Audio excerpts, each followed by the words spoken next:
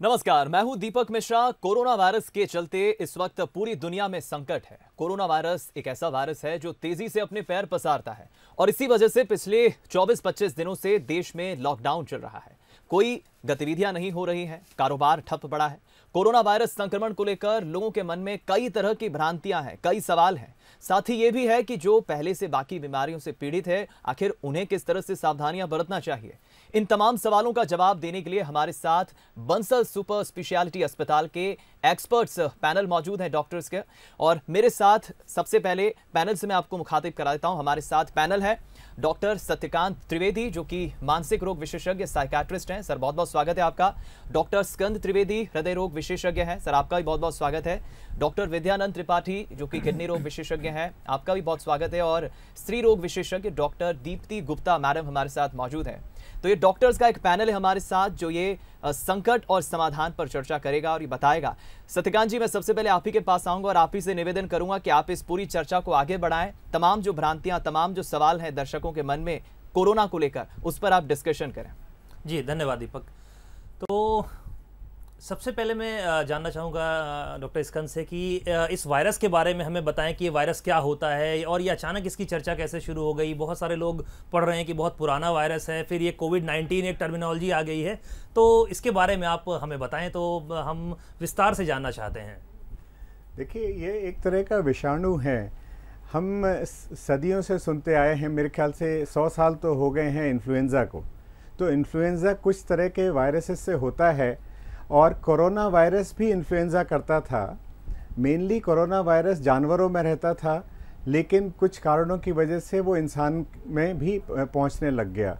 2019 के दिसंबर में चाइना में इसकी शुरुआत हुई और WHO ने इसका नाम दिया कोविड-19, corona virus in the year 2019। और ये अब एक तरह का फ्लू है जो कि पूरे विश्व में फैल गया है, जिसका कि कारण है कि ये बहुत तेज़ी से फैलता है। जो इन्फ्लुएंज़ा था वो कम तेज़ी से फैलता था, लेकिन ये शायद बहुत ज़्यादा तेज़ी से फैलता है। और साथ ही साथ अभी इन सालों में क्या हुआ कि हवाई यात्राएं बहुत बढ़ गई हैं। एक देश दूसरे देश से बहुत ज़्यादा कनेक्टेड है। तो जो फ्लू आज से 100 साल पहले हुआ था, उसने इतनी तबाही नहीं मचाई जितना कि अब ये कोरोना वायरस मचा रहा है, अपनी तेज़ी के कारण।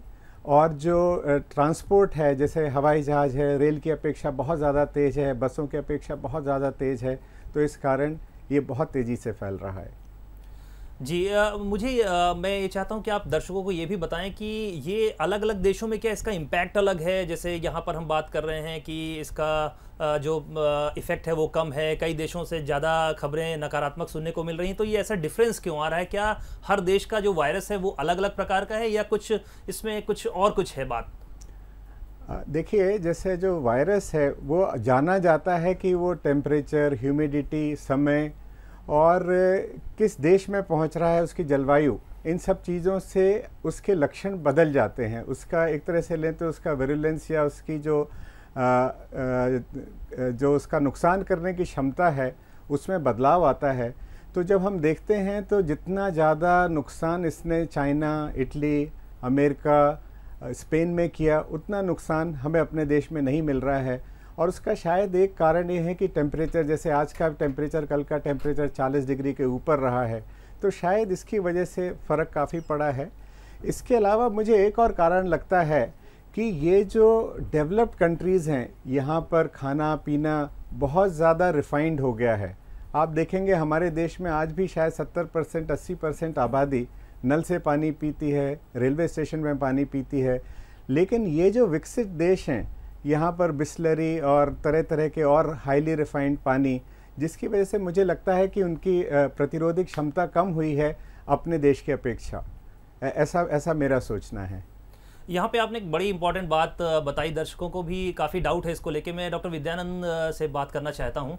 ये टेम्परेचर के बारे में आप बताएं कि क्या वास्तव में ट्रांसमिशन का या वायरस के सर्वाइवल में टेम्परेचर का कोई रोल है? क्योंकि यहाँ पर बहुत सारा एक तबका उम्मीद लगा के बैठा है कि शायद टेम्परेचर बढ़ेगा तो वायरस कम होगा, ट्रांसमिशन कम होगा। एक्चुअल में इसका लिंक क्या है? वैज्ञानिक इसके बारे में क्या बात है? देखिए, ये बिल्कुल सही बात है कि अगर टेम्परेचर जितना अधिक होगा, ऐसा माना जाता है कि वायरस को ग्रो करने में और फैलने में अधिक टेम्परेचर पे वो उसका फैलाव कम होगा।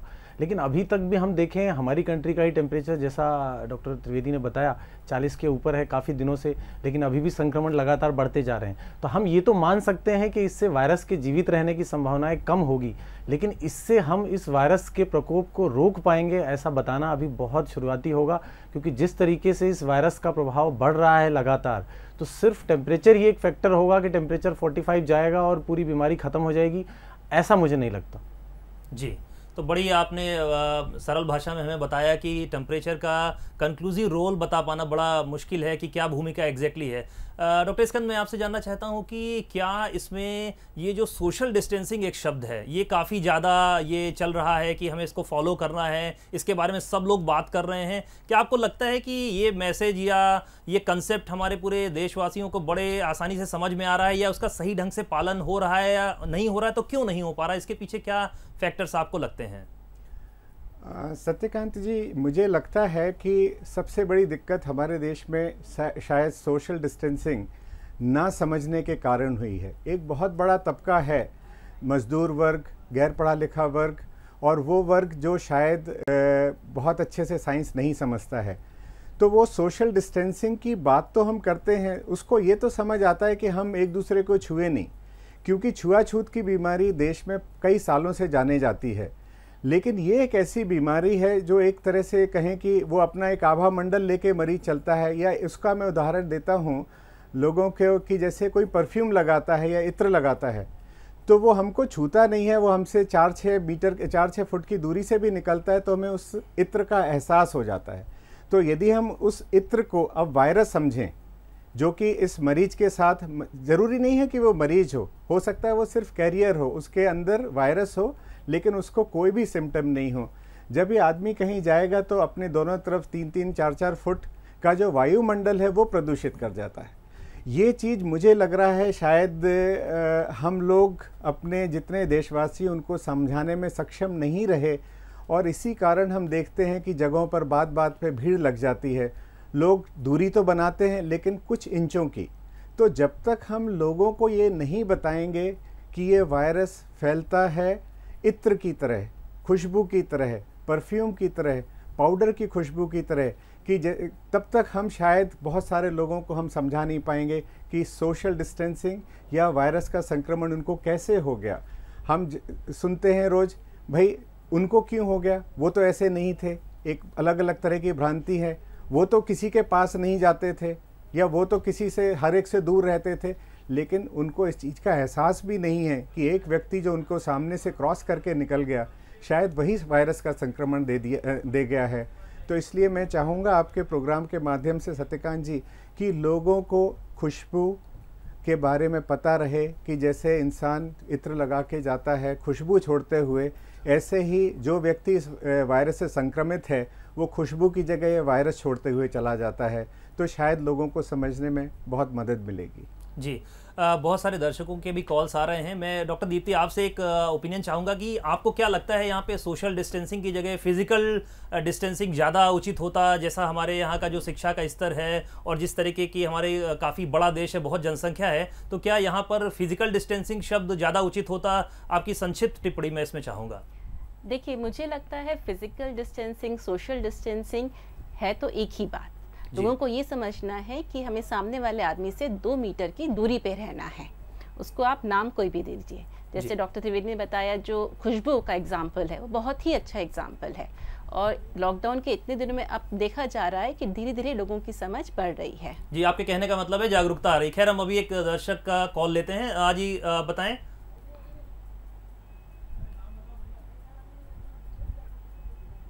हाँ जी, शायद अभी हम कनेक्ट नहीं हो पा रहे हैं। डॉक्टर विद्यानंद, मैं आपका ओपिनियन चाहूँगा कि इस समय एक दवा की बात चल रही है, अमेरिका से भी उसकी डिमांड आई, हाइड्रोक्सी क्लोरोक्वीन। तो मैं जानना चाह रहा था।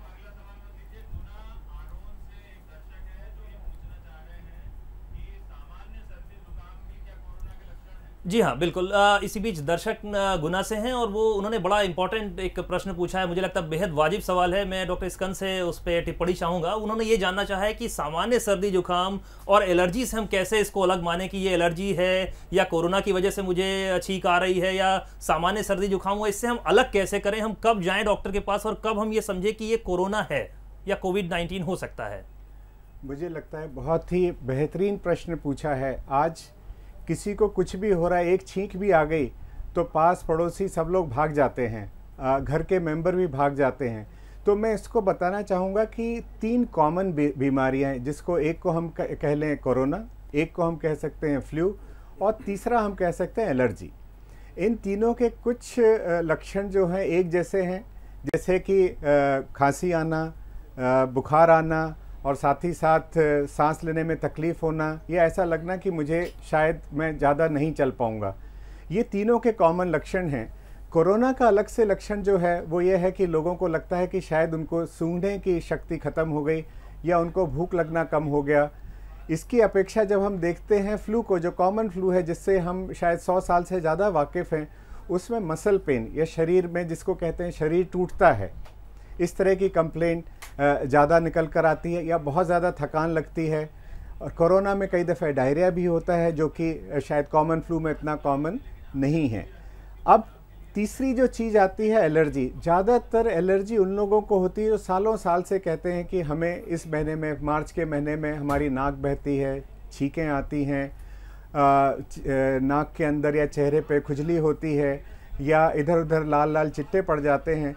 तो ये 3 अलग अलग चीज़ें हैं और तीनों से हमें करीब करीब 70-80% आइडिया आ जाता है कि हमारे मरीज को कोरोना के लक्षण हैं या सामान्य फ्लू के लक्षण हैं या एलर्जी के लक्षण हैं, और ये हमारी बहुत मदद कर सकते हैं कम से कम ये देखने के लिए कि हम गलत तरीके से रिएक्ट ना करें जिसको छींक आ रही है उसके साथ। जी, बड़ी सरल भाषा में आपने डिफ्रेंशिएट करना बताया। भोपाल से धीरज निगम हमारे साथ हैं, वो एक सवाल पूछना चाहते हैं। हाँ जी धीरज, बताएं। डॉक्टर साहब नमस्कार। जी नमस्कार। जी डॉक्टर साहब, मेरा सवाल ये था कि हम सबको ये बताया जा रहा है कि भाई ये जो वायरस है ये नाक से, मुंह से अंदर जाता है, तो हम मास्क लगा लेते हैं, बट आप ये भी मालूम है हमें कि वो आँख से भी संक्रमित कर सकता है, तो आँख के बचाव के लिए हमें क्या करना चाहिए? जी, मुझे लगता है डॉक्टर विद्यानंद इसके बारे में आपको बताएंगे कि आँखों से हमें कैसे हम सुरक्षित रख सकते हैं इसके इन्फेक्शन से। जी बिल्कुल धीरज जी, आपका सही सवाल है और आपने सही बताया कि आँखों से भी ये वायरस आपके शरीर के अंदर जा सकता है। आँख, नाक, कान सभी से अंदर जा सकता है। यही कारण है कि हम बोलते हैं, जैसे आपने मास्क लगाया है, हम बोलते हैं मास्क को आप बार बार टच ना करें, आप अपनी आँखों को बार बार टच ना करें, अपने फेस को टच ना करें। और जो लोग हेल्थ केयर वर्कर हैं, जो अस्पतालों में कोविड सस्पेक्ट या कंफर्म केसेस को देख रहे हैं, उनकी भी आंखों के प्रोटेक्शन के लिए अलग से ग्लासेस होती हैं, वो लगाते हैं। तो आंखों का बचाव भी इस बीमारी के संक्रमण को बचाने के लिए बहुत ज़रूरी है। क्या आम जनता को भी आप एडवाइस करेंगे कि वो चश्मा पहने, बिना पावर का, धूप का चश्मा जो भी अगर उनके पास है, क्या वो उससे कुछ प्रोटेक्शन हो सकता है डॉक्टर विद्यानंद? बिल्कुल नहीं, आम जनता के लिए बिल्कुल भी ज़रूरी नहीं है। आप सिर्फ मास्क पहने, जो कि घर का बनाया हुआ मास्क हो सकता है, रुमाल हो सकती है, आप खुद से बना सकते हैं। आप हाथों को बार बार साफ़ करें, आप अपने हाथों से अपने फेस को टच ना करें। आपके लिए बचाव ही सबसे इम्पोर्टेंट है, ना कि आपको इस तरह के प्रोटेक्टिव डिवाइसेस की ज़रूरत है। जी, एक अगली कॉलर हमारे साथ हैं, प्रिया, जो कि भोपाल से। हाँ प्रिया, आप अपना प्रश्न पूछें। सर मुझे अपने फादर के लिए पूछना है। सर उनको जब से कोरोना का वायरस हुआ है, और उनको मेंटल टेंशन हो गई, सर रात को नींद नहीं आ रही है और सब पूरे दिन वो कुछ भी काम नहीं कर पा रहे हैं। 73 उनकी एज है जी। तो हाथ पैरों में उनके बहुत दर्द, जैसा बीच में सर्दी जुकाम भी था उनको, तो उन्होंने उसकी दवाई ले ली, एंटीबायोटिक लीवोसेट्राजिन, तो उससे सर थोड़ा रिलीफ हो गया जुकाम वगैरह को। जी प्रिया, इसमें सबसे इम्पोर्टेंट बात ये होती है कि जब हमारे पास करेक्ट एक्यूरेट इन्फॉर्मेशन पहुंचती है तो वो एंजाइटी के लिए सबसे बेहतर दवा होती है सही जानकारी।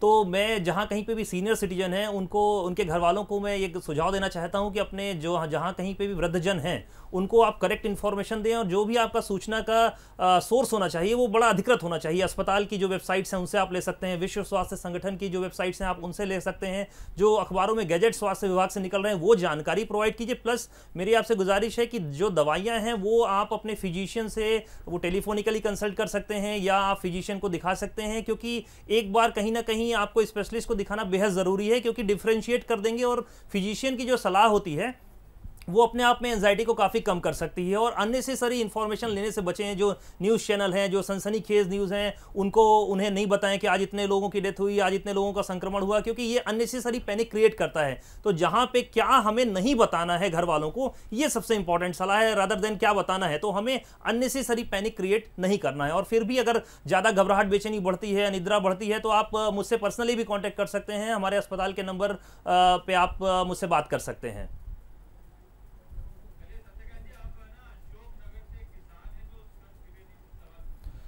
जी हाँ, अब अगले कॉलर हमारे पास अशोक नगर से हैं, जो डॉक्टर स्कंद त्रिवेदी से अपना सवाल पूछना चाहते हैं। हाँ जी, पूछिए। Hello hello. हाँ जी, बोलिए। आदरणीय, मैं प्रणाम करता हूँ डॉक्टर स्कंद त्रिवेदी जी को। जी हाँ, हमें आपकी आवाज आ रही है, प्लीज बताएं। आदरणीय, मैं ये पूछना चाहता हूँ, किसान लोग हैं वो वर्तमान में जब हम थ्रेसर वगैरह चला रहे हैं तो इससे क्या है, बहुत अधिक भूसा और डस्ट उड़ रही है, तो इससे कहीं हमें खतरा तो नहीं है कि उससे क्या है हमें सर्दी जुकाम होने की संभावना रहती है? आपने बहुत अच्छा प्रश्न पूछा है। और जैसा कि मैंने अभी पहले बताया कि जो 3 तरह के लक्षण होते हैं, तो जो आप बता रहे हैं एक एलर्जी है जो कि बहुत कॉमन है, जिसको हम लोग हे फीवर भी कहते हैं। जो आप लोग कटाई करते हैं इस वक्त गेहूं की, तो जो उसका भूसा निकलता है उससे बहुत लोगों को एलर्जी हो जाती है। और कई दफ़े भूसे के छोटे छोटे कण भी नाक में चले जाते हैं जो एक इरिटेशन पैदा करते हैं। और सबसे अच्छी बात यह है कि चांसेस जो रूरल एरिया है, गांव के क्षेत्रों में बहुत कम हैं कि कोई विदेशी आदमी या कोई विदेश यात्रा करके वहां पहुंचा हो, उसके चांसेस बहुत कम हैं। तो इसलिए आप बिल्कुल चिंता ना करें। आप लोग बहुत मेहनत कर रहे हैं और मैं जानता हूं आप कितनी कठिनाई से इस वक्त काम कर रहे हैं, तो अपना काम करिए और मुझे नहीं लगता कि आपको परेशान होना चाहिए। इसी प्रश्न के एक्सटेंशन में मैं डॉक्टर विद्यानंद आपसे समझना चाहता हूं कि जैसे अगर कोई ऑलरेडी लंग की कंडीशन किसी की चल रही है, जैसे किसी को सीओपीडी है या एज्मा है ऑलरेडी, तो क्या उनमें भी ये रिस्क बढ़ सकता है? बिल्कुल। जिन लोगों को पहले से ही लंग की बीमारी है, जो लोग स्मोकर हैं, जिनको सांस की बीमारी है, अस्थमा है या किसी तरह की भी लंग की बीमारी है, ऐसे लोगों में कोरोना वायरस इन्फेक्शन की जो गंभीरता है वो बढ़ जाती है। अगर उन्हें कोरोना का संक्रमण होता है तो उनके लंग के खराब होने, वेंटिलेटर में जाने या इस जान का खतरा होने की संभावना ज़्यादा होगी। यही वजह है कि हम सुझाव देते हैं कि लोग अगर स्मोकिंग करते हैं तो उसको छोड़ें। अगर उनकी लंग्स की दवाइयाँ जो पुरानी चल रही हैं उसको जो भी उनके डॉक्टर ने प्रिस्क्राइब की है उसको रेगुलर उस पर लें। जी, अगले कॉलर हमारे साथ जुड़ रहे हैं इंदौर से दिनेश जी। हाँ दिनेश जी, आप अपना प्रश्न पूछिए। दिनेश जी नमस्कार। पहले तो मैं बधाई देता हूँ बंसल न्यूज को कि आपकी डॉक्टरों की टीम को आज सुझाव के लिए यहाँ पर उन्होंने बुलाया है। और हमारा सवाल ये था कि जो लोग हैं, डर रहे हैं, जिनको लोगों को डर लगता है कि डाइट क्या लेना चाहिए, घर पर जो लोग रह रहे हैं उन्हें डाइट क्या खाना चाहिए, और बुजुर्ग लोग आखिर घर पर रहकर क्या खाएं। तो ऐसा डाइट कहा जा रहा है कि डाइट अच्छा लेंगे तो उससे कहीं न कहीं दिक्कत, कोई बीमारी नहीं होगी, तो डाइट क्या लेना चाहिए फिलहाल? तो यहाँ पे मैं डॉक्टर दीप्ति से रिक्वेस्ट करूंगा कि वो डाइट के बारे में और इम्यूनिटी से जो इसका कनेक्शन हो सकता है या कोरोना से हम बच सकते हैं उसके बारे में बताएं दिनेश जी को। देखिए दिनेश जी, हमें ये पता है कि ये जो वायरस है ये बहुत इन्फेक्शियस है, इसकी बहुत इन्फेक्शियस होने की बहुत ज़्यादा ताकत है इसमें, इसीलिए कभी भी ये वायरस किसी को भी लग सकता है। इसलिए बहुत ज़रूरी है कि हम अपने शरीर की इम्यूनिटी बढ़ाएं। जैसे कि हमारे प्रधानमंत्री ने भी बोला है, गर्म पानी पिएं, सही प्रकार में खाना खाएं और घर में ही जितना आप व्यायाम एक्सरसाइज कर सकते हैं उतना करें। तो एक बैलेंस डाइट, एक न्यूट्रिशियस डाइट, संतुलित खान पान बना रखना बहुत ज़रूरी है। जी बहुत बहुत धन्यवाद दीप्ति जी आपका। और अगले कॉलर हमारे साथ छत्तीसगढ़ से जुड़ रहे हैं, जसपुर से, वो पैनल से अपना प्रश्न पूछना चाहते हैं। हाँ जी, पूछें। सर नमस्ते। जी नमस्कार, बताएं। कमलेश साहू बोल रहा हूँ मैं, पत्थलगांव जसपुर। जी सर, कोरोना वायरस के संबंधित कुछ जानकारी चाहिए सर मेरे को। हाँ जी, बताएं अपना प्रश्न। जैसे किसी व्यक्ति को कोरोना वायरस हो गया है, व्यक्ति को संक्रमित हो गया है। हेलो। हाँ जी, हाँ आप बोले, हम सुन पा रहे हैं आपको। जी जी, वो संक्रमित हो गया है, उसे मच्छर काट देती है उसको, और वही मच्छर किसी स्वस्थ व्यक्ति को काटती है, तो क्या वो संक्रमित हो सकती है या नहीं हो सकती हो? जी डॉक्टर विद्यानंद, मैं आपसे इसका उत्तर चाहूँगा कि आप बताएं उन्हें। देखिए, कोरोना वायरस का संक्रमण इंसानों से इंसानों में हो रहा है। अगर मैं खांसता हूं या मेरे हाथ में वायरस है, किसी सरफेस में वायरस है और उसको कोई और टच करता है या कोई मेरे संपर्क में आता है, तो उसमें भी ये वायरस चला जाएगा और उसे भी कोरोना वायरस का इन्फेक्शन हो जाएगा। मच्छर इस वायरस को कैरी नहीं करता। हर बीमारियों के कैरियर होते हैं, जैसे मलेरिया है, डेंगू है, ये बीमारियां मच्छर के काटने से होती है। अगर किसी संक्रमित व्यक्ति को मच्छर काटता है और मलेरिया उसके अंदर जाता है, मलेरिया को फैलाने वाला जो ऑर्गेनिज्म है, और वही किसी दूसरे को काटता है, तो उसमें मलेरिया होगा। कोरोना वायरस का मच्छर से ट्रांसमिशन नहीं होता, तो ऐसा कोई डर उसे नहीं है। जी, और मेरी गुजारिश है आपसे कि आप ये जो सर ने अभी बताया आपको, इसका उत्तर ये आप खुद भी जानें और अपने जो फैमिली मेंबर्स हैं उनका भी कंसेप्ट साथ में क्लियर करें। अगले कॉलर हमारे साथ जुड़ रहे हैं, वो डॉक्टर स्कंद त्रिवेदी से प्रश्न पूछना चाहते हैं। हाँ जी, वो बालाघाट से हैं, बताएं, पूछें। हाँ डॉक्टर साहब, मैं पूछना चाह रहा था, मेरे को हल्का सा गले में दर्द हो रहा है, तो इसके लिए कुछ दवाई लेनी पड़ेगी या डॉक्टर से सलाह लेनी पड़ेगी, या कि घर में कोई ऐसा इलाज है जिसको अपन कर सकते हैं? मेरे ख्याल से यदि सिर्फ गले में आपके दर्द है तो आप गर्म पानी के गरारे करिए, और आपको और कुछ नहीं करना है। अभी मौसम बदला है, गर्मी की तरफ जा रहे हैं, इस मौसम में ये चीज़ें बहुत कॉमन हैं, तो मुझे नहीं लगता आपको चिंता करनी है। चिंता तब कीजिए जब आपको बुखार हो साथ में, और साथ ही साथ आपको सांस लेने में दिक्कत हो, तो ज़रूर मैं आपको सलाह दूंगा कि नज़दीक के जो भी आपके स्वास्थ्य कर्मी हैं उनसे मिलें। जी जी, अगले कॉलर हमारे भोपाल से जुड़ रहे हैं, प्रदीप हैं। और हाँ प्रदीप, आप सवाल पूछें। मेरा सवाल है कि जो हार्ट पेशेंट है उनके लिए क्या प्रिकॉशन लिया जा सकता है सर? प्रदीप जी, आपने प्रश्न पूछा, बड़ा अच्छा प्रश्न है। मैं आपको थोड़ा सा विस्तार में समझाना चाहूँगा। पहली चीज़, कोरोना का जितना हवा बना है उतना हम ना बनाएं। कोरोना का जो हवा है वो सिर्फ इसलिए है कि वो तेज़ी से फैलता है, वो आपको नुकसान नहीं करता है, एक चीज़। दूसरी चीज़ है, कोरोना में जो मरने की संभावना है वो 2% से भी कम है। तीसरी चीज़, कोरोना की वजह से आपके जो हृदय रोग की जो भी दवाइयाँ चल रही हैं उसको आप कतई भी कम ज़्यादा ना करें, और जहाँ तक हो सके तो HCQS जो गोली मेडिकली तो नहीं कहूँगा लेकिन सोशली जो रिकमेंड की गई है उसको अवॉइड करें, वो आपके लिए उचित नहीं है और हो सकता है घातक हो। चौथी चीज़ है, यदि आपको साथ में डायबिटीज़ भी है, जैसा कि प्रायः होता है हार्ट के मरीजों को, उसमें आपको थोड़ी सी सावधानी रखना है। वो इसलिए रखना है, नंबर 1, क्योंकि सोशल क्वारंटाइन या सोशल डिस्टेंसिंग की वजह से जो लोग सुबेरे शाम वॉक पे जाते थे अब वो नहीं जा पा रहे हैं, तो ऐसे में हालत ये हो सकती है कि शायद उनकी शुगर बढ़ने लगे, एक चीज़। दूसरी चीज़ है, कुछ मीडिया में प्रचार हुआ, कुछ और भी जगहों से हुआ कि जिसमें बताया गया कि हाई रिस्क लोगों के लिए HCQS या जो क्लोरोक्विन की गोली है वो लेना है। यदि आपको डायबिटीज़ है तो इस गोली को कतई भी नहीं लें, और यदि लेना है तो बहुत ज़्यादा हमको क्या कहना चाहिए, एहतियात लेते हुए लेना है, क्योंकि इससे शुगर की मात्रा काफ़ी कम हो जाती है। तो आप हार्ट के मरीज़ हैं, जो आप व्यायाम करते थे घर के अंदर करिए, बाहर मत निकलिए। ये डर मत लीजिए कि आपको हार्ट की बीमारी है तो कोरोना से आप ज़्यादा ग्रसित हो जाएंगे, या डायबिटीज़ है तो आप ग्रसित हो जाएंगे। बात दूसरी है कि यदि आपको कोरोना हो गया और आप हार्ट के मरीज़ हैं तो इसमें कॉम्प्लिकेशन होने के चांसेस कहीं ज़्यादा अधिक हैं, ये हमको समझना है। जी, तो महत्वपूर्ण बात ये बताई है कि जो जान जाने का खतरा है वो कोविड-19 के इन्फेक्शन से लगभग 5 से 6 गुना ज़्यादा है, 3% वर्सेस 15% है। बड़ी इंपॉर्टेंट बात आपने बताई। अगले कॉलर हमारे साथ जुड़ रहे हैं, दिलीप रतलाम से हैं। हाँ दिलीप, अपना प्रश्न पूछें आप। जी, मेरा प्रश्न था कि जैसे अपन रात में सोते हैं और पंखा जो चलता है, जैसे ही सुबह उठते तो छींके आना चालू हो जाती है, जो कि 10 से 12 बजे तक रहती है, तो उससे कोरोना का प्रभाव पड़ता है? मुझे लगता है डॉक्टर विद्यानंद आप इसके बारे में दिलीप जी को बताएं। देखिए, डॉक्टर त्रिवेदी ने अभी इस सवाल का उत्तर दिया है कि सबसे पहले इस तरह की किसी भी सिम्टम में हमें सोचना है कि 3 में से कौन सी बीमारी है, कॉमन फ्लू है, कोरोना है या एलर्जी है। तो अगर पंखा चलने से, AC चलने से, ठंडा होने से, धूल उड़ने से, इन किन्हीं भी चीज़ों से आपको खांसी हो रही है, आपको छींके आ रही है, तो मोस्ट लाइकली वो एलर्जी की प्रॉब्लम है। इसमें कोरोना जैसा कोई लक्षण नहीं लगता। और ऐसी अगर आपको चीज़ें हैं तो उसके लिए आपको एंटी एलर्जिक ड्रग लेनी होती है। जिस चीज़ से आप एलर्जिक हो, जैसे ठंडे मौसम से, धूल से, उससे अपना बचाव करें। मुझे बिल्कुल नहीं लगता कि ये कोरोना का लक्षण है।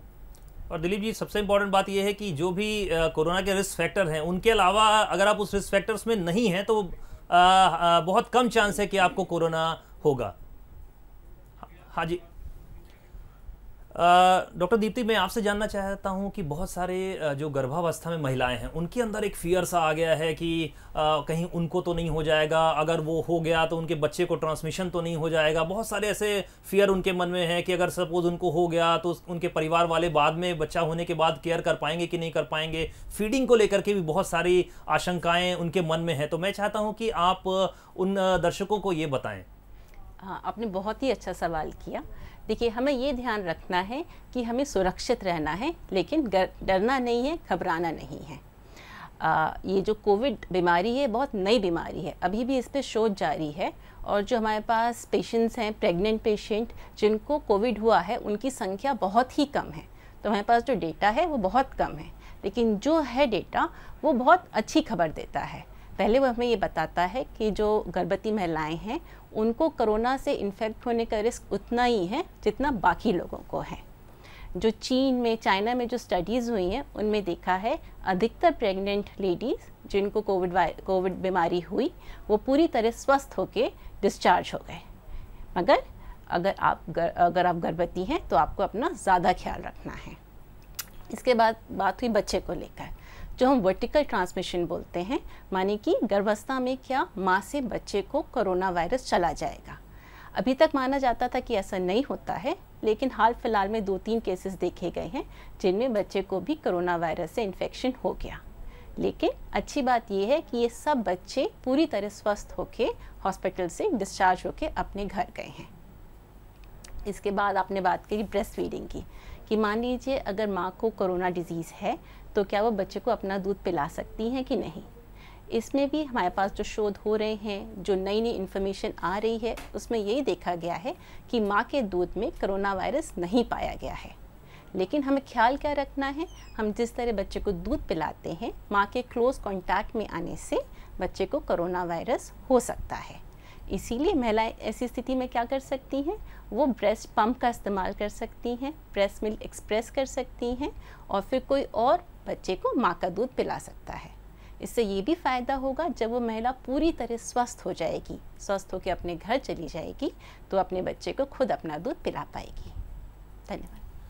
डॉक्टर दीप्ति, एक इसी के एक्सटेंशन में मैं जानना चाहता हूं कि क्या जो एंटीनेटल चेकअप होते हैं, जैसे डिलीवरी के पूर्व जो महिलाएं अपने स्त्री रोग विशेषज्ञ के पास जाती हैं, तो क्या वो अपनी रेगुलर विजिट्स जारी रखें, और किन कंडीशन में उन्हें विजिट करना ही है या अवॉइड करना है, ये भी एक बड़ा कन्फ्यूजन है। क्योंकि एक ऐसा है कि हमें इमरजेंसी में ही डॉक्टर को विजिट करना है, तो यहाँ पर क्या प्रोटोकॉल फॉलो किया जाए, क्या आप बताना चाहती हैं दर्शकों को?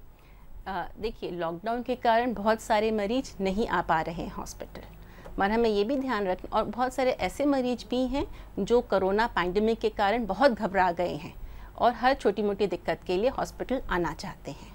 हमें क्या ध्यान रखना है, अगर आपको कोई छोटी मोटी तकलीफ़ हो रही है तो अपनी डॉक्टर से संपर्क करें। अगर डॉक्टर आपसे ये कहता है कि हॉस्पिटल आएँ तो ज़रूर आइए। इसके अलावा कोई भी ऐसी चिंताजनक बात है, देखिए आपके घर में जो बच्चा है उसको तो नहीं पता कि कोरोना का पैंडेमिक है। अगर आपको दर्द होता है, ब्लीडिंग होती है, अगर बच्चे का मूवमेंट, अगर हरकतें नहीं पता चलती, तो अपने डॉक्टर से अवश्य संपर्क करें और ज़रूर हॉस्पिटल आएँ। डॉक्टर, मैं जानना चाहूँगा, क्या ऐसे मरीजों के लिए क्या हम वीडियो व्हाट्सएप से कंसल्टेशन दे सकते हैं? बहुत सारी ऐसी चीज़ें हैं जो हम वीडियो व्हाट्सएप से कर सकते हैं, और कई बार इनमें सिर्फ एक काउंसलिंग की ज़रूरत होती है, समझाने की ज़रूरत होती है कि हमें क्या देखना है, क्या लक्षण देखने हैं, और उससे मरीजों को बहुत फ़ायदा होता है। हम बंसल हॉस्पिटल में अधिकतर सभी डॉक्टर्स अपने पेशेंट्स के लिए उपलब्ध हैं। हम लोग फ़ोन पे बात करते हैं, व्हाट्सएप पे करते हैं, बहुत बार हम लोग आजकल रिपोर्ट्स भी व्हाट्सएप पे देख लेते हैं, जैसे मरीजों को कोई असुविधा ना हो। जी, अगले कॉलर हमारे साथ जुड़ गए हैं, महेश जी, भोपाल से ही है, महेश पाटीदार जी। हाँ महेश, अपना प्रश्न पूछें। हाँ सर, मेरा प्रश्न डॉक्टर साहब से, त्रिवेदी सर से। हेलो। हाँ जी, हम लोग सुन पा रहे हैं आपकी बात, प्रश्न हाँ पूछें सर, अपना। सब लोग लॉकडाउन में हैं, बाहर से कोई चीजें सप्ताह में एक बार आती है, सब्जी, और बट जो मिल्क एक ऐसा है जो एवरीडे आता है, डेली मिल्क पैकेट के रूप में आ रहा है या अलग अलग जो लोग देने आते हैं, जो एवरीडे हर घर में आ रहा है, तो इसको प्रॉपर्ली सैनिटाइज कैसे किया जाए, इससे सेफ्टी कैसे रखा जाए? बहुत ही प्रैक्टिकल सवाल पूछा है आपने कि दूध को लेके, दूध अखबार को लेके बहुत सारे लोग विचलित हैं कि जो अखबार वाला है यदि वो अखबार छूता है तो उससे हो सकता है, जैसा कि सुनने में आया कि बहुत सारे ऑफिसर्स जो कि फाइलों के थ्रू चला गया। इसी तरह से दूध को लेके भी ये बड़ी भ्रांति है। अभी तक दूध में ट्रांसमिशन नहीं मिला है। एक तो ये है कि दूध जिन लोगों का होता है, चाहे गाय हो, चाहे भैंस हो, चाहे बकरी हो, उनमें ये बीमारी नहीं पाई जाती है। एक दूसरा फिर डर रहता है कि कहीं जो आदमी खुला दूध लेकर आ रहा है कहीं उसके थ्रू तो नहीं हो सकता, वो संभावना एक बनी हुई है। लेकिन यदि आप दूध को उबाल के इस्तेमाल करते हैं तो शायद आप इससे बच सकते हैं। इस चीज़ का हमको ख्याल रखना चाहिए सभी लोगों को। जी जी, मुझे लगता है कि आपकी जो आपका प्रश्न था उसे आपको उत्तर मिल गया होगा। मैं डॉक्टर विद्यानंद की तरफ आना चाहूँगा। डॉक्टर विद्यानंद, किडनी को लेकर के, किडनी बीमारियों को लेकर के, किडनी ट्रांसप्लांट के केसेस हैं, तो ऐसे में भी मरीज और उनके परिजनों के अंदर काफ़ी ज़्यादा संदेह आ गया है। डायलिसिस को लेकर के जो वाहन आना जाना, वो मुझे लगता है एक अनियमितता हो सकती है, दवाओं की उपलब्धता एक समस्या हो सकती है। तो ओवरऑल आप इसको कैसे अपने दर्शकों को बताएंगे कि जो लोग किडनी बीमारी से ग्रसित हैं उनमें कितना रिस्क है, क्या ये किडनी को भी वायरस अफेक्ट करता है? तो ओवरऑल मैं इसमें आपकी टिप्पणी चाहूँगा। देखिए, किडनी के जो भी मरीज होते हैं ये इम्यूनो कॉम्प्रोमाइज पेशेंट हैं। इसका मतलब है कि इनकी रोग प्रतिरोधक क्षमता कम होती है। ये वजह है कि कोरोना वायरस का संक्रमण किडनी के मरीजों में ज़्यादा देखा गया है, उन्हें ज़्यादा सावधानी की ज़रूरत है। तीसरी चीज़ है कि किडनी के ज़्यादातर पेशेंट्स को दूसरी बीमारियां होती हैं, जैसे करीब आधे मरीज हमारे डायबिटिक होते हैं, 90% से ज़्यादा लोगों को बीपी होता है, एक बहुत बड़ा परसेंट है किडनी मरीजों का जिनको हृदय की तकलीफ़ें होती हैं। तो इन मरीजों में अगर कोरोना का संक्रमण होता है तो बीमारी की गंभीरता काफ़ी अधिक होती है, उनमें सीरियस होने के चांसेस ज़्यादा होते हैं। इस बार का जो कोविड-19 का इन्फेक्शन है, इसके जो भी इनिशियल डेटा आ रहे हैं, इसमें 3 से 9% लोगों को किडनी की खराबी मिली है। हालांकि इसमें वो लोग भी इंक्लूडेड हैं जो कि मल्टी ऑर्गन डिस्फंक्शन में जा रहे हैं, जिनको इन्फ्लेमेटरी रिस्पॉन्स की वजह से किडनी फेलियर में जा रहा है। कई बार वो खराबी इतनी अधिक होती है कि उन मरीजों को डायलिसिस की भी ज़रूरत पड़ जाती है। तो किडनी के मरीजों में सामान्य लोगों के कंपेयर में इन्फेक्शन का डर ज़्यादा है, इन्फेक्शन की गंभीरता ज़्यादा है, क्योंकि उनमें इम्यूनिटी कम होती है। अगला सवाल आपने पूछा डायलिसिस के मरीजों से रिलेटेड, ये बहुत इंपॉर्टेंट है क्योंकि हम सभी लोगों को ये सलाह दे रहे हैं कि आप मास्क पहनें, आप घर से बाहर ना निकलें। लेकिन जो मरीज हफ्ते की 2 या 3 डायलिसिस पर है वो घर में नहीं रह सकता, उसको अस्पताल तो आना पड़ेगा। और उसको ये सुझाव भी हम देना चाहेंगे कि वो अपनी डायलिसिस को कभी बंद ना करे, क्योंकि कोरोना अगर उसको होगा उसकी सिर्फ संभावना है, कोरोना से इन्फेक्शन होता है उसमें डेथ की भी एक संभावना है। लेकिन अगर एक डायलिसिस का मरीज डायलिसिस छोड़ देता है तो उसकी मृत्यु निश्चित है। तो इन मरीजों को अस्पताल आना ही है।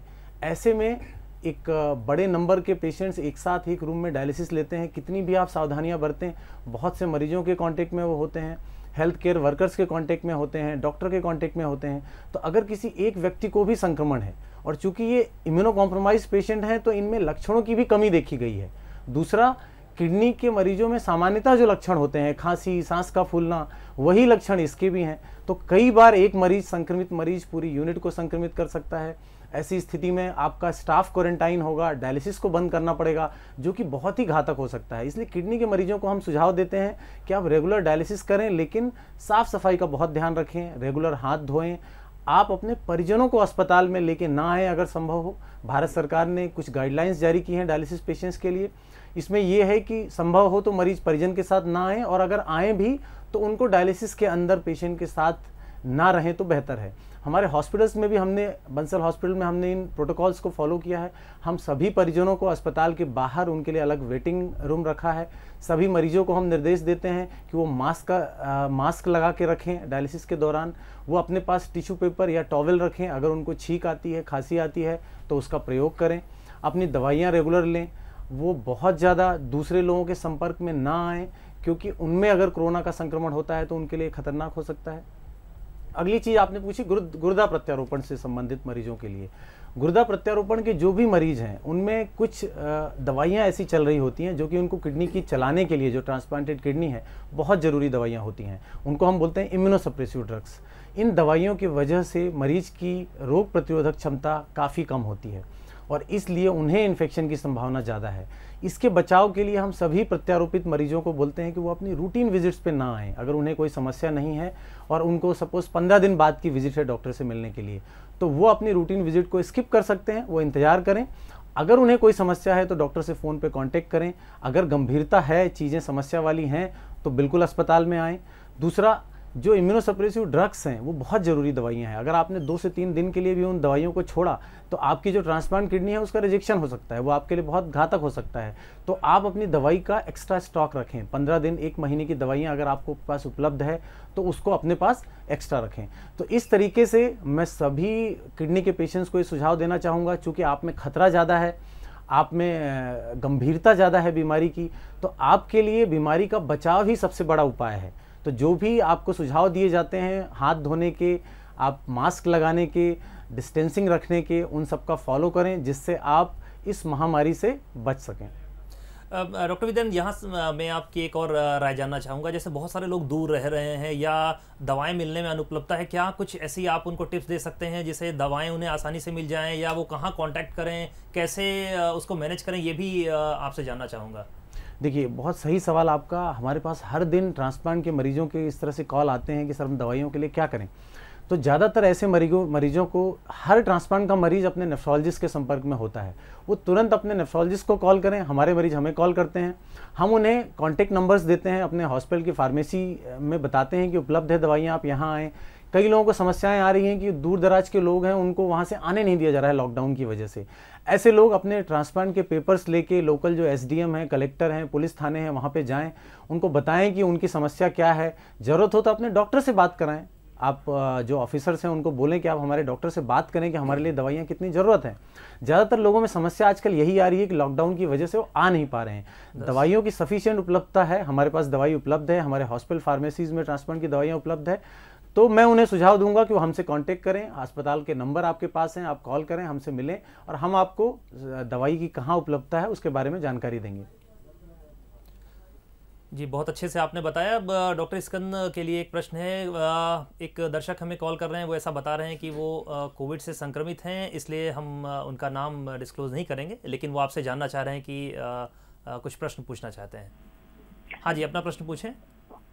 देखिए, मेरा 2 सवाल हैं। पहला सवाल ये है कि क्या यदि कोई कोविड पेशेंट है और वो अपने 7 दिन या 10 दिन गुजार लेता है अस्पताल में, तो क्या वो खतरे से बाहर हो गया है? पहली चीज। दूसरी चीज कि क्या 14 दिन पूरे हो गए हैं अगर उसको एडमिट हुए, तो ये माना जाए कि वायरस मर चुका है?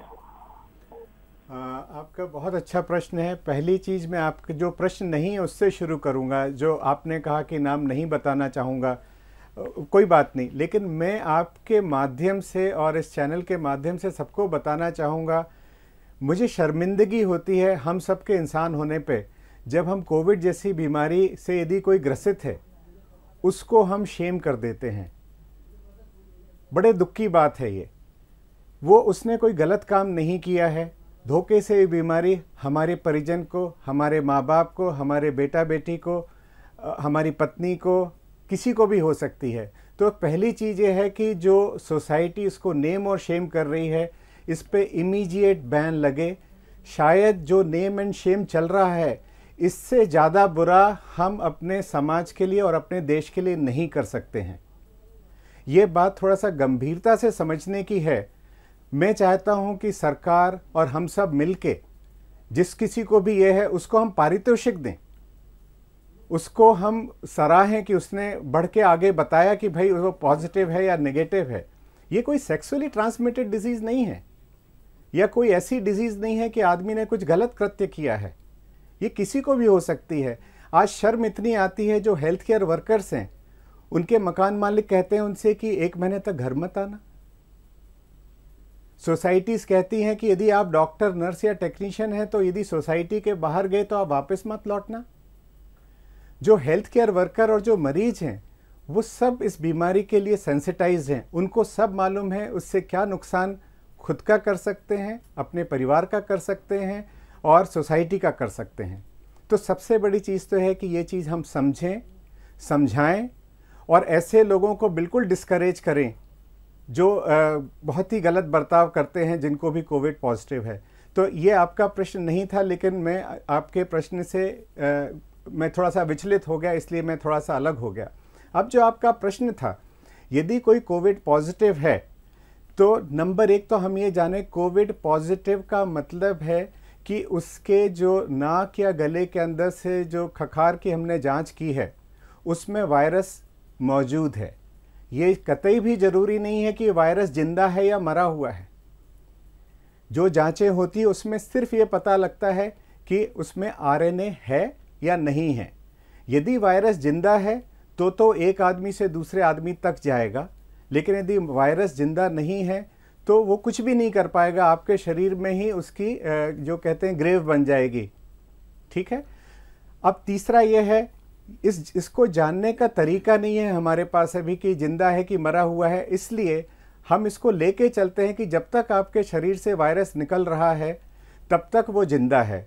ज़्यादातर ये वायरस 2 से 3 हफ्ते के अंदर ख़त्म हो जाता है आपके शरीर के अंदर, और इसका तरीका है कि आपकी दोबारा से जांच हो, और यदि आपकी जांच नेगेटिव आई है तो एक दिन बाद फिर से एक दफ़े जांच होते हैं, जिससे कि यदि 2 दिन लगातार आपकी जांच नेगेटिव है तो इसका मतलब हुआ कि शायद आपके शरीर में वायरस का लोड अब समाप्त हो चुका है या नेग्लिजिबल हो चुका है, एक बात।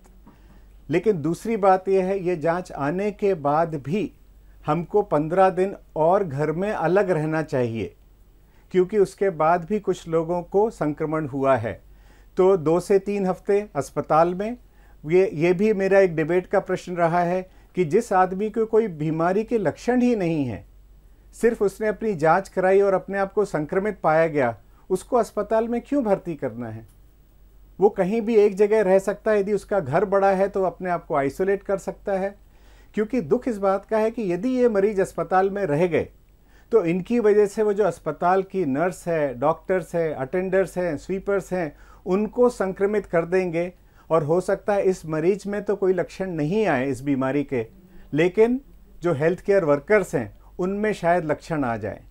और आप में से बहुत लोग नहीं जानते होंगे कि जो हेल्थ केयर वर्कर्स की टीम है, एक मरीज हो या 4 मरीज हो, उसके लिए 8 से 9 लोगों की टीम लगती है, जिसमें डॉक्टर भी हैं, नर्सेज भी हैं और वार्ड बॉयज़ भी हैं, सभी लोग हैं। यदि वो 7 दिन तक एक मरीज की तीमारदारी करते हैं, और ये मरीज भी कौन, जिसको कोई बीमारी नहीं है, सिर्फ कोविड पॉजिटिव है, फिर उसको हमें 1 हफ्ते की ड्यूटी कराने के बाद 2 हफ्ते के लिए हमें क्वारंटाइन में भेजना पड़ता है। तो जितना इसके बारे में बात हो रही है उसको सिर्फ हमें ये समझना चाहिए कि हमें सिर्फ संक्रमण बचाना है। इससे 2% से ज़्यादा कम लोगों में डेथ हो रही है। हार्ट अटैक के मरीज में तो 13-14% डेथ हो रही है। किडनी के मरीज में इससे कहीं अधिक डेथ हो रही है। तो इसी प्रश्न से जुड़ा हुआ मैं एक और जानकारी देना चाहूँगा कि हम लोग इन्फॉर्मेशन को आधा अधूरा समझते हैं। हमें कहा गया कि अस्पताल मत जाना, बिल्कुल ठीक कहा गया, लेकिन कब नहीं जाना? यदि आपकी विजिट सोशल है, किसी से मिलने जुलने कतई नहीं जाना, सिर्फ थोड़ा सा सर्दी खांसी है उसके लिए नहीं जाना है, लेकिन कोई भी रोग के लक्षण जो कि बड़े लक्षण हैं उसके लिए आप बिल्कुल जाइए, क्योंकि या फ़ोन करके जाइए, व्हाट्सएप कॉल पे अपनी परामर्श लेके जाइए। वो इसलिए क्योंकि कहीं ऐसा ना हो कोरोना के डर से आप हृदय रोग से मारे जाएं, कोरोना के डर से आप किडनी फेलियर से मारा जाएं, कोरोना के डर से पता लगा जो गर्भवती महिलाएं हैं उनका या उनके बच्चों के साथ कुछ हादसा हो जाए। तो थोड़ा डर कम करिए, जहाँ तक हो सके सलाह लीजिए, और इतना बड़ा डर नहीं है, सिर्फ एक ही काम करना है, हमको दूरी बनाए रखना है एक खुशबू की तरह। जी, बड़ी वाजिब बात बताई आपने कि हमें कैसे सीमित संसाधनों में काम करना है, अपने संसाधनों को भी बचा के रखना है, साथ ही साथ फर्स्ट लाइन जो हमारा डिफेंस है, डॉक्टर्स का जो भी मेडिकल स्टाफ है उनको भी बचा के रखना है। हमारे नेक्स्ट कॉलर हैं दिलीप, वो रतलाम से अपना प्रश्न पूछना चाहते हैं। जी हाँ जी दिलीप, अपना प्रश्न पूछे। दिलीप नामली से बोल रहा हूँ। मेरा प्रश्न था, जैसे मैं मेडिकल वर्कर हूँ, तो हमारे यहाँ पर काफी मरीज लोग आते हैं, तो हमें कोरोना अगर मरीज आता है तो हमें उसका लक्षण कैसे पता चलेगा कि वो कोरोना का पेशेंट है? जी, मुझे डॉक्टर विद्यानंद, मैं आपकी टिप्पणी इस पे चाहूँगा। देखिए, कोरोना के लक्षण क्या होता है, अभी हमने इसके पहले डिस्कस किया, बुखार आना, सांस फूलना, खांसी होना, या कुछ लोगों में दस्त आना। लेकिन ये लक्षण दूसरी बीमारियों में भी है, जैसे कि नॉर्मल फ्लू है, आपको एलर्जी है, उसमें भी खांसी आ सकती है। तो सिर्फ लक्षण के बेस पे किसी को कोरोना बोलना या उसकी टेस्टिंग करना तो जरूरी नहीं है, इसको हम स्क्रीनिंग बोलते हैं। तो हर मरीज की हम कॉन्टैक्ट हिस्ट्री लेते हैं। क्या उसके परिवार में किसी को कोरोना पॉजिटिव है, क्या वो पिछले 10 दिन 15 दिनों में किसी ऐसे व्यक्ति के संपर्क में आया है जिसको कोरोना पॉजिटिव है, क्या वो हेल्थ केयर वर्कर है जैसे आप हैं। अगर आप हेल्थ केयर वर्कर हैं, आप हॉस्पिटल्स में काम कर रहे हैं और आपको तेज बुखार आ रहा है, खांसी आ रहा है, तो बिल्कुल आपका टेस्ट होना चाहिए। ये सस्पेक्टेड कोविड में आएगा, आपका टेस्टिंग होना चाहिए। लेकिन सामान्य व्यक्ति अगर अस्पताल में आ रहा है जिसकी कोई कॉन्टैक्ट हिस्ट्री नहीं है, उसको सिर्फ खांसी है, जुकाम है, बुखार है, ऐसे लोगों को हम सलाह देते हैं कि आप अपने घर पे रहें, अगले 2 हफ्ते तक खुद को आइसोलेट करके रखें। आप कोशिश करें आप परिवार से भी आपका कांटेक्ट कम हो। अगर आपको कोई भी तकलीफ़ें बढ़ती है, जैसे सांस फूलता है, तो आप तुरंत अस्पताल में संपर्क करें। आपको अस्पताल में भर्ती करने की या आपका कोरोना का टेस्टिंग करने का इसकी कोई ज़रूरत नहीं है। और अभी तक जो ICMR के रिकमेंडेशंस हैं उसमें भी कोरोना की टेस्टिंग सिर्फ ऐसे लोगों की जाती है जो कि या तो कोरोना पॉजिटिव लोगों के संपर्क में हैं, हेल्थ केयर वर्कर हैं जो सस्पेक्टेड में आते हैं, जो कि अगर उनको ऐसा कोई सिम्टम है, या ऐसे आदमी जो कि किसी व्यक्ति के जो कोरोना पॉजिटिव रहा है उसके कांटेक्ट में पिछले कुछ दिनों में आए हैं। सिर्फ उन्हीं लोगों का ही टेस्ट किया जाता है। बाकी लोगों को सामान्य पैरासीटामोल लेने के लिए, अधिक मात्रा में पानी पीना और खुद को आइसोलेट रखने की सलाह दी जाती है। जी, मुझे लगता है कि आपके प्रश्न का उत्तर मिल गया होगा। और मैं पैनल से ये भी जानना चाहूँगा कि आखिर कोरोना कब तक, क्या इसका प्रोग्रेस होने वाला है और क्या आगे इसकी ट्रेजेक्टरी रह सकती है भारत जैसे देश में। आप लोगों का क्या कहना है? मैं सबसे मुझे लगता है कि इसमें टिप्पणी चाहूँगा। देखिए, अभी तक का जो पिछले 2 महीने से 1.5 महीने से हम चीज़ों को देख रहे हैं, अभी तक हमारी कंट्री में ये चीज़ें एक बढ़ते क्रम में है, बढ़ रही हैं, लगातार नंबर्स बढ़ रहे हैं। लेकिन बहुत सी अच्छी चीजें भी है, पॉजिटिव चीजें भी है। मैं यहाँ पे आपको इंटरप्ट करना चाहूंगा, बढ़ने का कारण रोग बढ़ना है या टेस्टिंग बढ़ना है या दोनों है? इसमें नहीं, आप बिल्कुल सही बोले। देखिए, बढ़ना है, ये तो बिल्कुल सही सी चीज है कि इन्फेक्शन के नंबर्स भी बढ़ रहे हैं। जैसे कि एक कोई व्यक्ति पॉजिटिव रहता है, जब उसकी चेन को ढूंढा जाता है तो अगले 10 दिन में आपको न्यूज़ मिलती है कि उसने 40 और लोगों को संक्रमित कर दिया। तो ये बिल्कुल सही बात है कि अगर आज इन्फेक्शन एक है तो टाइम के साथ बढ़ेगा जब तक कि वो पूरी तरह से रुकता नहीं हो। और यही वजह है कि हमारे देश में लॉकडाउन बहुत जल्दी किया गया और इसकी वजह से जो हमारा जो इन्फेक्शन बढ़ने का रेट है वो बाकी देशों के कंपेयर में कम है। आप बाकी US, UK, इटली, स्पेन यहाँ देखें तो बहुत तेज़ी से संक्रमण बढ़ा है। और शायद उसका वजह कुछ डॉक्टर त्रिवेदी ने पहले बताया, कुछ एटमॉस्फेयर वाली चीज़ें हो सकती हैं, लोगों की हैबिट्स हो सकती हैं। बहुत इंपॉर्टेंट चीज़ है कि वहाँ लोगों ने जो डिस्टेंसिंग है, इन चीज़ों को बहुत अच्छे से फॉलो शुरुआती दौर पे नहीं किया। हमारे देश में वो चीज़ें उनके कंपेयर में बेहतर है। तो मुझे लगता है कि जिस तरीके से हमारे यहाँ लोग हमारे प्राइम मिनिस्टर की बातों को फॉलो कर रहे हैं, डिस्टेंसिंग रख रहे हैं, लॉकडाउन का पालन कर रहे हैं, एक मोटे रूप में ज़्यादातर लोग फॉलो कर रहे हैं, अगर ऐसी ही सावधानियां हम रखते हैं तो मुझे पूरी उम्मीद है कि आने वाले 15 दिन 20 दिनों में इनके नंबर्स कम होंगे, जिससे कि सरकार लॉकडाउन को हटा पाएगी। कुछ चीज़ों में लिमिटेशन देने के बाद धीरे धीरे चीज़ों को खुलना स्टार्ट होगा। लेकिन अगर लोगों ने समझदारी नहीं दिखाई, हम इन चीज़ों को नहीं फॉलो कर पाए, जिस तरीके से हम बीच में हम न्यूज़ देखते हैं कि एक साथ हज़ारों की संख्या में लोग इकट्ठे हो गए और वो धीरे धीरे संक्रमण बढ़ा रहे हैं, तो ऐसी कुछ गलतियाँ हमारे लिए इस समस्या को और कई महीनों तक आगे बढ़ा सकती हैं। तो हम कितना भी बोलें, जैसा डॉक्टर त्रिवेदी ने बताया कि पैनिक की बहुत ज़रूरत नहीं है। बहुत सी ऐसी बीमारियां हैं जिनमें मृत्यु दर बहुत ज़्यादा है। आप हम डॉक्टर्स में डर देखें तो ऐसे कितने बैक्टीरिया हैं, फंगस हैं जिनमें मोर्टेलिटी 80% है, 90% है, और हम सालों से उन मरीजों का इलाज कर रहे हैं। शायद हमें कभी डर नहीं आया, लेकिन ये एक ऐसी बीमारी है जिसमें 2% 3% की डेथ रेट है और हर जगह पैनिक है। समस्या क्यों है, पैनिक क्यों है? क्योंकि ये कंटेजियस वायरस है। अगर आपने इन चीज़ों को फॉलो नहीं किया और बोले 125 करोड़ में से 60-70 करोड़ हिंदुस्तानियों को कोरोना वायरस का इन्फेक्शन हो गया, तो आप अगर 2 या 3% भी देखते हैं। करना चाहूंगा, हमारे कॉलर वेद प्रकाश जी विदिशा से लाइन पर हैं, अपना प्रश्न पूछना चाहते हैं। हाँ जी वेद प्रकाश जी, हम आपको सुन पा रहे हैं, बताएं।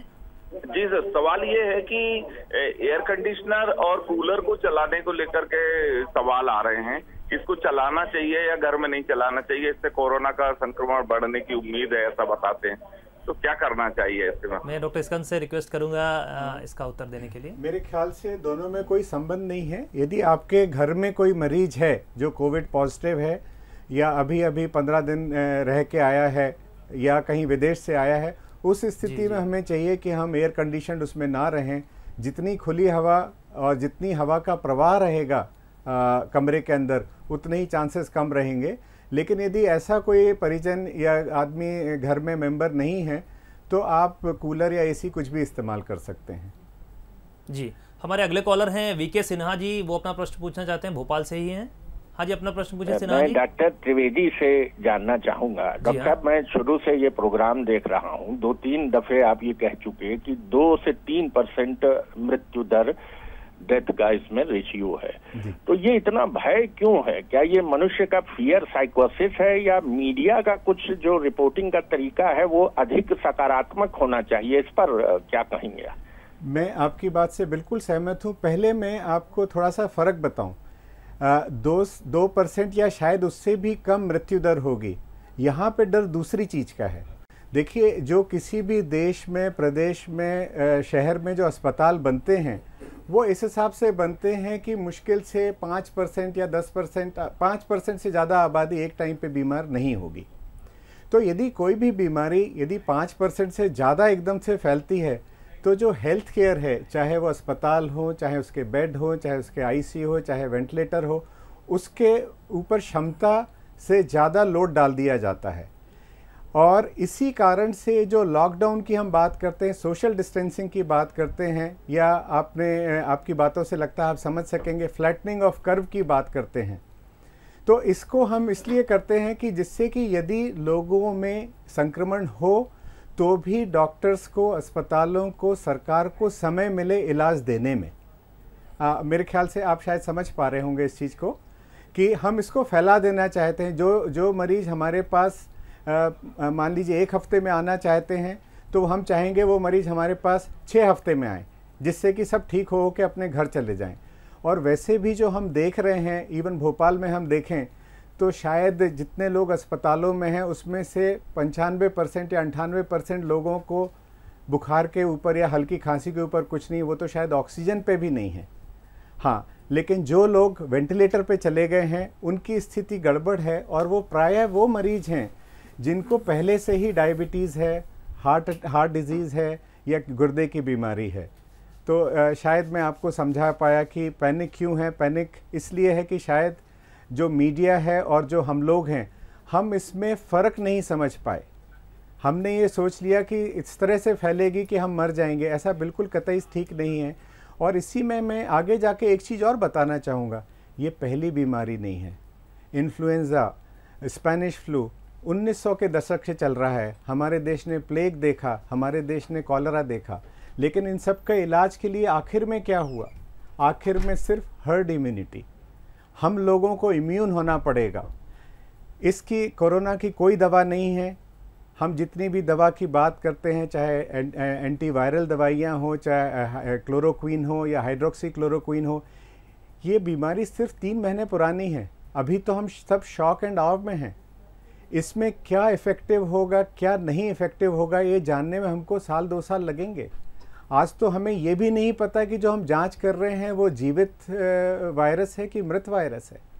तो ये समय उन चीज़ों के लिए है जिसके बारे में हम 100% सही हैं, और वो है सोशल डिस्टेंसिंग। आप शुरू से देख रहे हैं तो मैं फिर से बताना चाहूँगा, अपने से उतनी दूरी बनाए रखिए जहाँ तक आप इत्र या परफ्यूम लगाते हैं, एक दूसरे से इतनी दूरी बनाए रखिए। ये शायद बड़ा अच्छा जजमेंट होगा जिससे कि हम इस बीमारी को फैलने से रोक सकें। हमें बीमारी को फैलने से रोकना है। ये बीमारी आपको मारेगी नहीं। इससे बड़ी बड़ी बीमारियां हैं जो शायद हमको ज़्यादा मारेंगी। यहाँ पे बात सिर्फ ये है कि मुझे बीमारी हो गई तो मैं बच जाऊँगा, लेकिन सैकड़ों को, हज़ारों को, लाखों को हो गई तो शायद इसमें ज़्यादा लोगों को नुकसान होगा। सिर्फ यही कारण है जिसको शायद हम सही ढंग से प्रेजेंट नहीं कर पाए या लोग समझ नहीं पाए।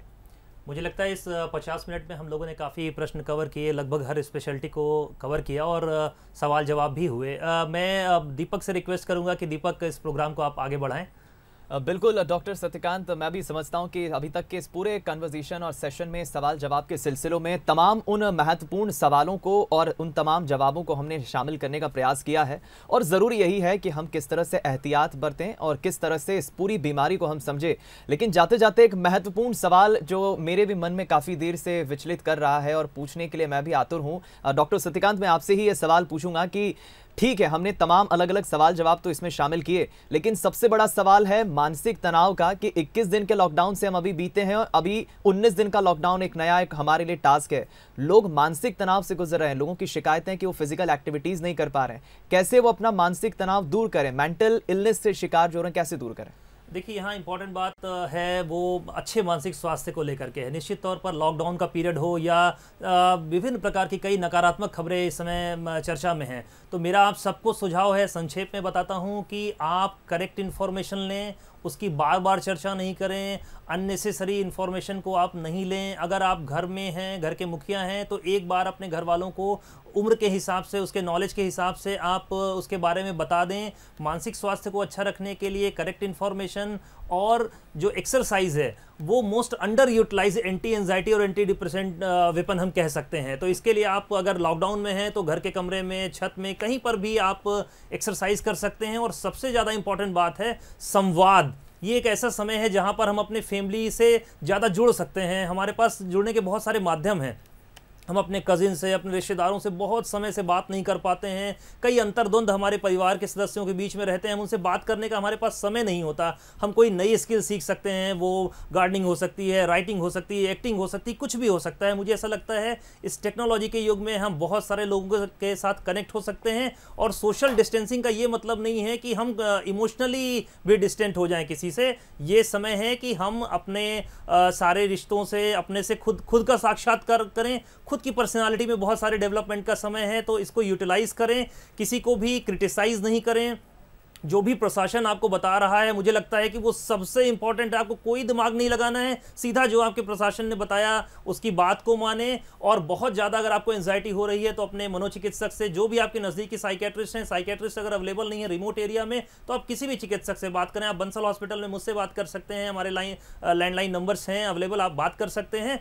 और ज़्यादा घबराहट बेचैनी होने पर किसी भी प्रकार की दवाएं खुद से नहीं लें और किसी भी प्रकार के नशे का सेवन नहीं करें, चाहे वो सिगरेट हो या शराब हो। किसी भी भ्रांति से बचें कि मैं नशा कर लूँगा तो बच जाऊँगा, बिल्कुल ऐसा कुछ भी नहीं है, उससे कोई संबंध नहीं है। और सबसे ज़्यादा इंपॉर्टेंट बात यह है कि ये समय खुद को, अपने परिवार को बचाने का इससे अच्छा मौका नहीं मिल सकता। आप प्रशासन के नियमों का फॉलो ज़रूर करें। और जो भी हमारे एक्सपर्ट डॉक्टर्स थे, आप किसी भी बीमारी से ग्रसित हैं तो उनके इंस्ट्रक्शन को ज़रूर फॉलो करें। बिल्कुल, मैं चाहूँगा कि इस वक्त जो तमाम सवाल जवाब जो हैं उसके ज़रिए हमने ये जानने की कोशिश की है कि आखिर इस तरह से हमें धैर्य बरतना है, एहतियात बरतना है और तमाम एडवाइजरी गाइडलाइंस का हमें पालन करना है और हमें खुद ही अपनी सुरक्षा रखनी है। तो फिलहाल यहाँ पर जाते जाते हम यही कहेंगे कि आप अपना ध्यान रखिए, धैर्य बनाए रखिए। और जाते जाते एक बार फिर से मैं तमाम उन हमारे पैनल डॉक्टर्स को धन्यवाद कहूँगा, डॉक्टर सत्यकांत त्रिवेदी और डॉक्टर स्कंद त्रिवेदी, विद्यानंद त्रिपाठी और डॉक्टर दीप्ति गुप्ता मैडम, जो कि हमारे साथ इस पैनल के तौर पे आज शामिल हुए। आप सभी का बहुत बहुत शुक्रिया। तो उम्मीद करते हैं आपके तमाम सवालों के जवाब इस कार्यक्रम के जरिए हमने दिए हैं। और आप भी एहतियात बरतिए, सुरक्षा रखिए, अपना ख्याल रखिए और तमाम जो सार इस चर्चा से निकला है उन्हें आप फॉलो करिए, गाइडलाइंस को फॉलो करिए। घर पे रहिए, सुरक्षित रहिए। नमस्कार।